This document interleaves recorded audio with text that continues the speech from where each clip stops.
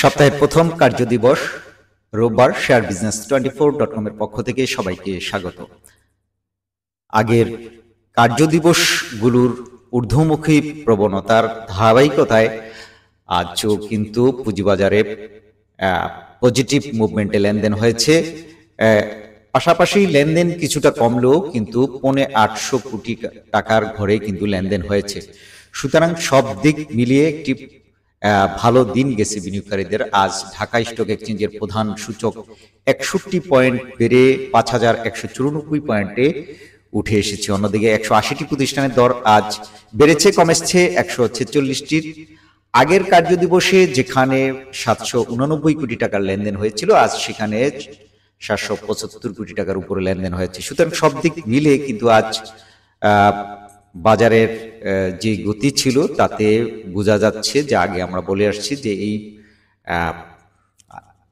ঊর্ধ্বগতিটা কিন্তু কিছুটা স্থায়ী রূপ নিচ্ছে এবং বাজারের যে বিশ্লেষকরা যেসব কথা বলে আসছেন যে যখন বাজারের সূচক এবং লেনদেন সমগতিতে বাড়ে তখন কিন্তু বাজারের প্রতি যে বিনিয়োগকারীদের আস্থা কিছুটা বেড়েছে সেটা প্রতীয়মান হয়। আজ যদি দেখি যে ঢাকা স্টক এক্সচেঞ্জে বেশ কিছু প্রতিষ্ঠান হল্টেড হয়েছে এবং এই প্রতিষ্ঠানগুলো কি সবগুলোই ফান্ডামেন্টাল অবস্থা কেমন কি সবগুলো নিয়ে কিছু আলোচনার চেষ্টা করছি। প্রথমেই আমরা যেই প্রতিষ্ঠানটি দেখব যে খুলনা পাওয়ার কোম্পানি লিমিটেড।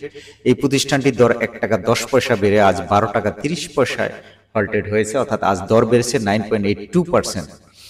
এই প্রতিষ্ঠানটি সর্বশেষ যে আপডেট তথ্য রয়েছে, এক বছর আগে 54% নেগেটিভ রিটার্ন দিলেও ধীরে ধীরে কিন্তু গত এক মাস যাবৎ কিন্তু পজিটিভ মুভমেন্টে ফিরেছে এবং 31% বেড়েছিল 30 দিন আগে। 15 দিন আগে পর্যন্ত 29% বেড়েছিল এবং আজ কিন্তু 9.82% দর বাড়ল। এবং এর আরেকটি বিষয় হলো প্রতিষ্ঠানটি কিন্তু শেয়ার প্রতি 17 পয়সা, কিন্তু পি রেশিও অনেক বেশি 72.35। সুতরাং এই প্রতিষ্ঠানটির আরেকটি বিষয় যদি দেখি যে গত 20 এপ্রিল এই প্রতিষ্ঠানটির দর ছিল 13 টাকা 90 পয়সা। এরপরে কিন্তু বড় ধরনের একটা পতন হয় এবং এই শেয়ারটা 9 টাকা 30 পয়সায় নেমে এসেছিল এবং এই গত 2 কার্যদিবসে কিন্তু বেশ বড় অঙ্কের একটি দর বেড়ে আর 12 টাকা 30 পয়সায় দাঁড়ালো। এরপরে আমরা যে প্রতিষ্ঠানটি দেখব হল্টেড প্রতিষ্ঠানগুলো আগে দেখি যে ম্যাক্সন স্পিনিং। এই প্রতিষ্ঠানটির দর আজ 50 পয়সা বেড়ে 6 টাকা 40 পয়সায় হল্টেড হয়েছে। এই প্রতিষ্ঠানটিও গত 3 মাস যাবৎ পজিটিভ রিটার্ন দিয়ে আসছে বিনিয়োগকারীদের। 3 মাস আগে 5%, 30 দিন আগে অর্থাৎ 1 মাস আগে 14% এবং 15 দিন আগে 16%। আজ কিন্তু 8.47% দর বেড়ে প্রতিষ্ঠানটি 6 টাকা 40 পয়সায় হল্টেড হয়েছে। এর মধ্যে সবচেয়ে যেই বিষয়গুলো দেখা দরকার, এটি একটি লোকসানি প্রতিষ্ঠান এবং শেয়ার প্রতি লোকসান গুনেছে প্রতিষ্ঠানটি সর্বশেষ 6 টাকা 15 পয়সা, অর্থাৎ 6 টাকা লোকসান গুনেছে এবং পি রেশিও কিন্তু খুব নাজুক অবস্থার -1.04। সুতরাং এই শেয়ারটিতে কিন্তু ঝুঁকিপূর্ণ বলাই যায়, কারণ এর পি রেশিও প্লাস লোকসানি প্রতিষ্ঠান। সুতরাং এই আমাদের কথার উপর ভিত্তি করে আপনারা কোনো শেয়ার কেনাবেচা করবেন না। তবে আমরা যে বিষয়গুলো তুলে ধরছি যে এই যেসব শেয়ার হল্টেড হয়েছে সবগুলোই কিন্তু ভালো শেয়ার না।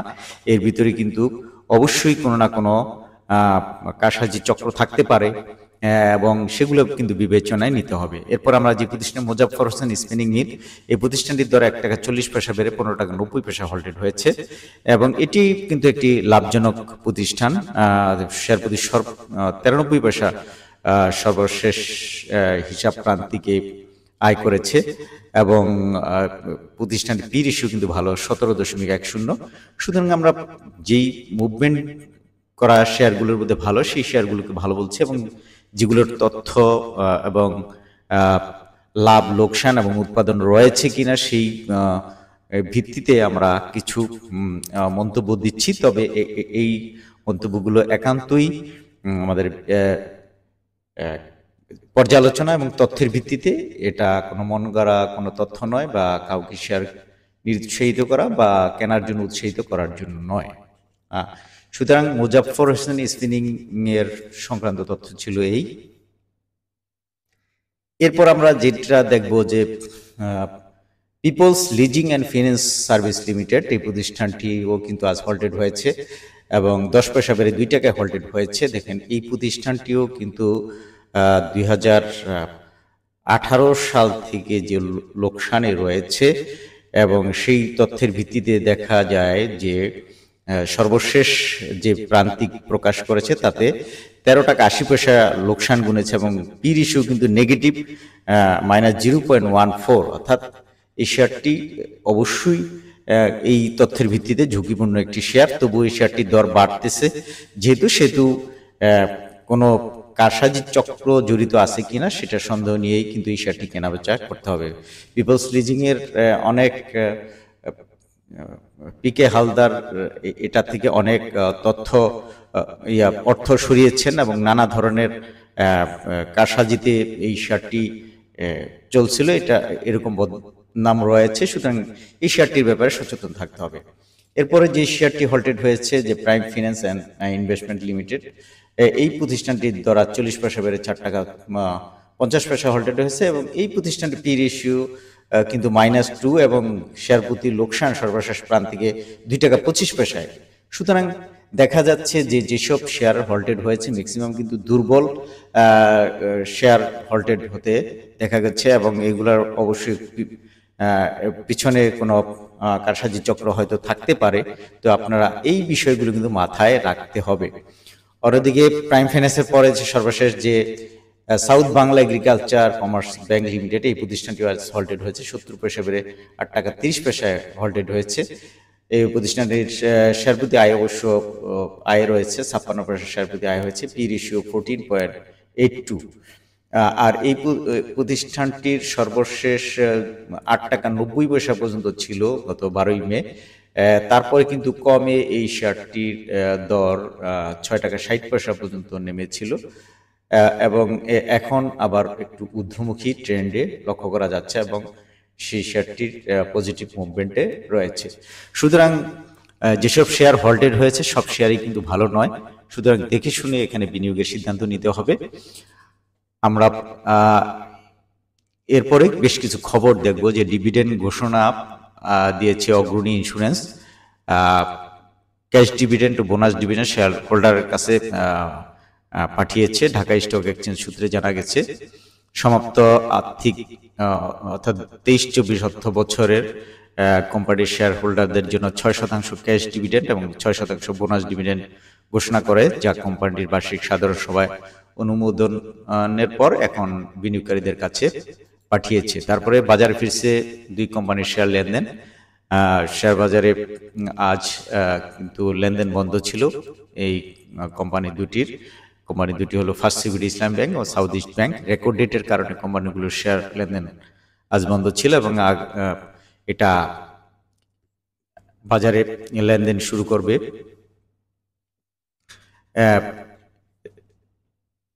এর স্বাভাবিক প্রক্রিয়ায় লেনদেন শুরু হবে। এরপরে 4 কোম্পানির শেয়ার লেনদেন বন্ধ থাকবে আগামীকাল। কোম্পানিগুলো বে লিজিং, রূপালী ব্যাংক, সোনার Bangla insurance, NRB bank. Record ডেটের কারণে কোম্পানিগুলো লেনদেন সোমবার বন্ধ থাকবে। রেকর্ড ডেটের পর 22 জুলাই কোম্পানির শেয়ার লেনদেন পুনরায় আবার শুরু হবে।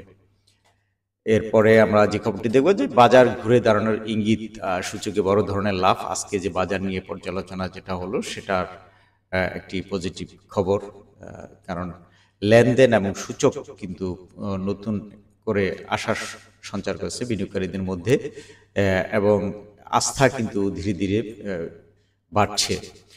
20 জুলাই ব্লক ট্রেডে আলোচনায় 3 কোম্পানির এর 3টি কোম্পানি ছিল এশিয়াটিক ল্যাবরেটরিজ, ব্রাক ব্যাংক এবং লাভেলো আইসক্রিমের শেয়ার। অর্থাৎ এই প্রতিষ্ঠানটি মিলে এই 3 কোম্পানির মোট 10,52,72,000 টাকার শেয়ার লেনদেন হয়েছে। তাই এই কোম্পানিগুলোকে ঘিরে কিন্তু নতুন করা, অর্থাৎ ব্লক মার্কেটে যে 10 কোটি 52,72,000 টাকার শেয়ার লেনদেন হয়েছে। এর ভিতরে সবচেয়ে বেশি লেনদেন হয়েছে এই 3 কোম্পানির। এদিন কোম্পানি গুলোর এশিয়াটিকের লেনদেন হয়েছে 3,46,54,000 টাকা শেয়ার। দ্বিতীয় স্থানে ব্র্যাক ব্যাংকের 1,85,73,000 এবং লাভেলো আইসক্রিম 1,04,76,000 টাকার শেয়ার লেনদেন হয়েছে। এরপর আমরা সংক্ষিপ্তভাবে আরো কিছু খবর দেখি যে চার্টার্ড লাইফের জালিয়াতির অভিযোগ বিএসইসির দ্বারে বিনিয়োগকারীরা পুঁজিবাজারে তালিকাভুক্ত বিমা খাতের কোম্পানি চার্টার্ড লাইফ ইন্স্যুরেন্স পিএলসির বিরুদ্ধে যে বিনিয়োগকারীদের ঠকানোর অভিযোগ তুলেছে, কারণ চার্টার্ড লাইফ নো ডিভিডেন্ড ঘোষণা করেছে।